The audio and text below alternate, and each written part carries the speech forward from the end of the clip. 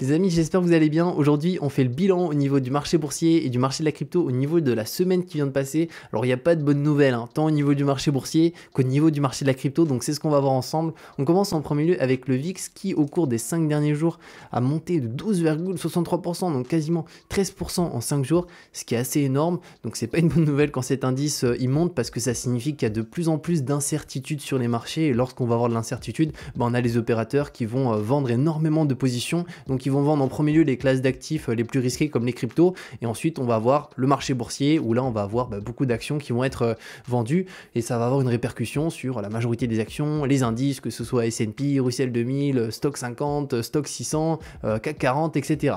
Donc si on passe ensuite aux indices comme le S&P, au niveau des 5 derniers jours on est sur moins 5%, en une semaine c'est quand même beaucoup, hein. Et le CAC 40 on est sur moins 2,65, et si on part sur le début de l'année, le CAC 40 baisse un petit peu moins que le S&P, on est à moins 15 CAC 40, et S&P on est à moins 19, en sachant que de toute manière actuellement les nouvelles sont pas bonnes avec l'inflation qui augmente, les taux qui augmentent, donc on risque pas d'avoir une tendance haussière au niveau des marchés d'ici quelques jours tant qu'on n'a pas de bonnes nouvelles. Donc pour le moment moi je pense que le marché va continuer à baisser tant que les bonnes nouvelles n'arrivent pas. Ensuite on passe à la carte du S&P. Sur les 7 derniers jours on a des actions qui ont pris très cher, Microsoft moins 7, Google moins 7, Amazon moins 7, et le pire c'est Facebook ici qui a pris moins 13,52 en 5 jours, donc ils ont fait vraiment une très belle baisse. Et après on a quelques actions comme Tesla plus 1, Netflix plus 2,81, mais Netflix c'est une action qui a déjà énormément chuté, donc au final plus 2 ça fait pas une très grosse différence, mais on peut le voir, la map du S&P est vraiment rouge actuellement. J'espère qu'au niveau de la semaine qui arrive on va avoir finalement des petites reprises, mais en tout cas voilà, tant qu'on n'a pas les bonnes nouvelles, il ne faut pas s'attendre à des tendances haussières tant au niveau des cryptos qu'au niveau du marché boursier. Ensuite, au niveau de l'actualité, ça c'est la réforme des retraites. Alors je sais, sur cette chaîne, tout le monde s'en fout un petit peu de sa retraite parce que tout le monde essaie de se créer sa retraite par soi-même.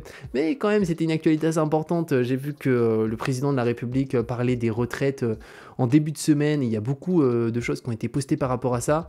Et de ce que j'ai compris, visiblement, maintenant il veut plus finalement augmenter l'âge de la retraite, mais plus le nombre de trimestres. Bon, après, pour les personnes qui commencent à travailler plus tard, ça reviendra un petit peu au même. C'est qu'au final, ils pourront pas trop prendre leur retraite complète à 62 ans, il me semble. Mais ça montre que voilà, les retraites, il faut pas trop y faire confiance. Mais en cette période, ça peut être compliqué de se dire, comment on fait? Parce que le marché boursier, il se casse la gueule, le marché des cryptos, il se casse la gueule.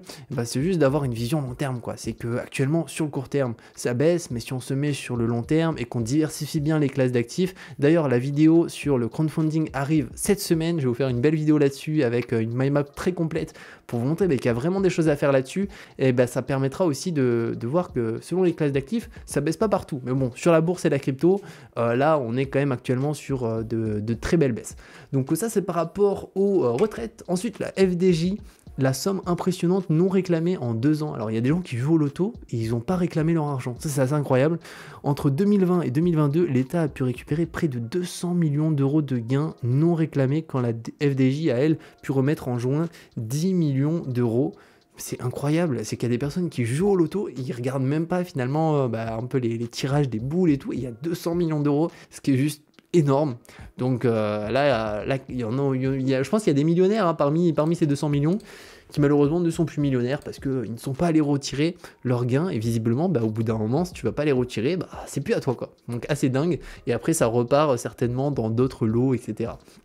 Ensuite, on a Adobe qui casse sa tirelire pour s'offrir la startup américaine Figma, donc qui est finalement un outil collaboratif pour finalement faire du design. Donc ils l'ont racheté et ça a eu un impact assez négatif sur le cours de l'action au niveau finalement des investisseurs qui ont un peu paniqué parce que c'est 20 milliards quand même de dollars. Et du coup, l'action Adobe au cours des 5 derniers jours, elle s'est pris une sacrée pâtée parce qu'on est quasiment à moins 24%. Et l'action a finalement, le communiqué sur l'achat finalement de Figma s'est fait ici, le mercredi, et directement, voilà, vendredi, on est passé de moins 371 à 299, donc une très belle baisse. C'est pour ça que si vraiment on fait du stock picking, c'est hyper important de se tenir au courant de l'actualité au niveau de chaque entreprise qu'on détient dans son portefeuille, parce que voilà, ça peut baisser très très vite une action d'entreprise si on a une actualité qui est mal perçue par les investisseurs ou une actualité qui est juste pas bonne concernant une entreprise, son chiffre d'affaires, son nombre de clients, etc. Ensuite, au niveau des cryptos maintenant, alors là, c'est un petit peu plus, encore une fois, pire. Sur les 7 derniers jours, vu qu'on a eu le VIX qui a pas mal monté, les opérateurs, ils commencent tout d'abord à vendre tout ce qui est crypto, donc vraiment le plus volatile. L'Ethereum, on est à moins 20%, le Bitcoin, moins 8%. L'XRP plus 6, donc on a l'XRP qui a monté, le BNB de Binance moins 7, et au niveau des dernières 24 heures, on est sur moins 2, moins 0,92, donc pour le coup les cryptos, on a eu d'ailleurs The Merge qui s'est fait au niveau de l'Ethereum, qui visiblement s'est bien passé, après ça n'a pas eu un impact positif sur le cours d'Ethereum, mais en tout cas pour les cryptos ça donne ça. Ensuite par rapport aux nouvelles sur les cryptos, il y a pas mal de trucs intéressants. Alors premièrement, un mandat d'arrêt international contre Dokno, alors je sais pas si ça se dit comme ça, c'est le mec qui était derrière l'UST qui finalement est maintenant l'ennemi numéro 1 public, visiblement, et il est sous mandat d'arrêt sud-coréen. Et on a l'État qui se resserre autour de Dokno, donc je sais pas comment ça va finir pour lui, mais visiblement ça va pas très bien finir, parce que je crois qu'il a Interpol aussi aux fesses, et quand t'as Interpol aux fesses, globalement là c'est trop tard, hein, c'est un peu terminé, donc à suivre, et dans le bilan de la semaine prochain, on verra est-ce qu'il y a eu des news, et qu'est-ce qui se passe encore une fois par rapport à sa situation, et qu'est-ce qu'il va devoir payer, est-ce qu'il va aller en prison, comment ça va se passer, et on verra bien ça. Ensuite, on a Tesla qui ouvre les paiements en Doge pour une drôle de machine. Alors, on a Elon Musk qui s'est fait un petit délire au cours de la semaine. Du coup, ce qui s'est passé, c'est qu'il a créé un petit sifflet ici que les gens peuvent acheter sur le site de Tesla, et ils peuvent l'acheter uniquement en Dogecoin. Et donc du coup, c'est un peu parce que lui, vu qu'il aime bien le Dogecoin et il en parle énormément, visiblement ça coûte 60$, donc il faut débourser 1000 Dogecoin pour pouvoir en acheter un. Et il s'est fait un petit plaisir, un petit sifflet comme ça, pourquoi pas, voilà. Il essaye un peu d'être positif visiblement dans ce marché qui actuellement est baissier à tous les niveaux. Donc pour ceux qui souhaitent acheter un sifflet Tesla, c'est possible sur le site de Tesla. Ensuite, on va avoir l'euro numérique, donc un des partenaires choisis pour la BCE fait débat, et ce partenaire, c'est Amazon, qui finalement va participer à une phase... alors je crois pas que c'est une phase de création, je crois que c'est plus des prototypes pour des interfaces utilisateurs. Donc il y a Amazon, et il me semble qu'il y a 3 autres boîtes. Il y a une boîte italienne, je suis même pas sûr qu'il y ait une boîte française d'ailleurs. Bon, après c'est des boîtes européennes, mis à part, alors on a une société espagnole, donc européenne, ensuite on a une société italienne, on a une société française, juste ici, et on a Amazon, donc voilà, on verra ce que ça donne, mais c'est plutôt une bonne chose ça au final, qui est ce projet qui se fait au niveau de l'euro numérique.